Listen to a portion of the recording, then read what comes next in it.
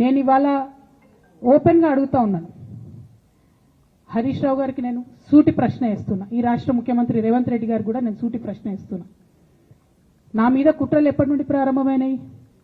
ఎప్పుడైతే హరీష్ రావు గారు రేవంత్ రెడ్డి గారు ఒకే ఫ్లైట్లో హైదరాబాద్ నుండి ఢిల్లీకో, ఢిల్లీ నుండి హైదరాబాద్లో ఒకే ఫ్లైట్లో వాళ్ళిద్దరు ప్రయాణం చేసి వచ్చినప్పుడు హరీష్ రావు గారు రేవంత్ రెడ్డి గారి కాళ్ళు పట్టుకొని సరెండర్ అయినాక ఈ కుట్రలు స్టార్ట్ అయినాయి. నా మీద ఈ స్టోరీలు స్టార్ట్ అయినాయి.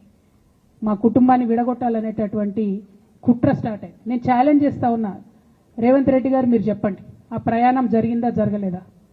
హరీష్ రావు గారు మీరు చెప్పండి, ఒకే ఫ్లైట్లో మీరు రేవంత్ రెడ్డి గారితో కలిసి వచ్చిండ్రా రాలేదా? ఆ తర్వాత నుండే నా మీద ఈ కుట్రలు జరుగుతున్నాయా లేదా? సరెండర్ అయింది మీరు. ప్రతి ఒక్క విషయంలో దాదాపు ఒక 7-8 ఇష్యూస్ ఉన్నాయి, ఇన్సిడెంట్స్ ఉన్నాయండి. అఫీషియల్ పిఆర్ఓ ట్వీట్ చేస్తాడు, Congress party official PRO tweet చేస్తాడు, ముఖ్యమంత్రి గారు పిఆర్ఓ, ఈ పాల వ్యాపారంలో అవినీతి జరిగిందని.